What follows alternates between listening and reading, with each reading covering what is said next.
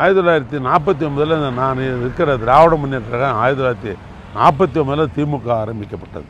49 மக்கள் ஜனநாயக நாட்டில் வந்த முதல் தேர்தல் 52, திமுக நிற்கல. 57 தேர்தல், 57 தேர்தலில் நிற்கிறதா இல்லையான்றது கொஸ்டின் வரும். இயக்கத்தில் அவங்க பாதி பேர் என்ன சொல்கிறாங்க, சமுதாய கட்சியை நடத்தலாம், பெரியார் மாதிரி நம்ம சமுதாய கட்சி நடத்தலாம் அப்படின்றாங்க.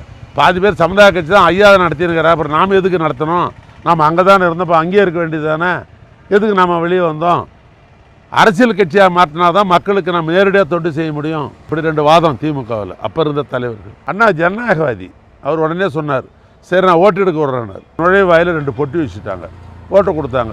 தேர்தல் நிற்கலான்றதுக்கு ஒரு பொட்டி, தேர்தல் நிற்கக்கூடாதுன்னு ஒரு பொட்டி. பெரும்பான்மையானவர்கள் தேர்தலில் நிற்கலாம், இது அரசியல் கட்சியாக மாற்றலாம் அப்படின்னு வாக்கு விழுந்த காரணத்தினால தான் அண்ணா 57 அரசியல் கட்சி மாற்றம் பெற்று முதலாக தமிழ்நாட்டில் தேர்தலில் நின்ற பொழுது 15 சட்டமன்ற உறுப்பினர்கள் தான் வெற்றி பெற்றார்கள். அதில் எனக்கு என்ன பெருமை தெரியுமா, எனக்குறத விட எங்களுக்கு என்ன பெருமை தெரியுமா, அந்த 15 சட்டமன்ற உறுப்பினரில் 4 சட்டமன்ற உறுப்பினர் எங்கள் மாவட்டத்தில் வெற்றி பெறாங்க. ஒன்று திருவண்ணாமலை, இன்னொன்று செங்கம். திருவண்ணாமலை அண்ணன் பாவுசா, செங்கத்தில் சந்தானம், கடம்பூரில் இப்போ இருக்கிற போலூர் தொகுதி அண்ணாமலை, வேலூரில் மாப்பாசா இருக்குது. அப்போ வடார்காடு மாவட்டம்னு பேர் இருக்குது, திருவண்ணாமலை கிடையாது. நாங்கள் வடார்காடுலேருந்து பிரிஞ்சு திருவண்ணாமலை ஆக்கிக்கணும் நாங்கள்.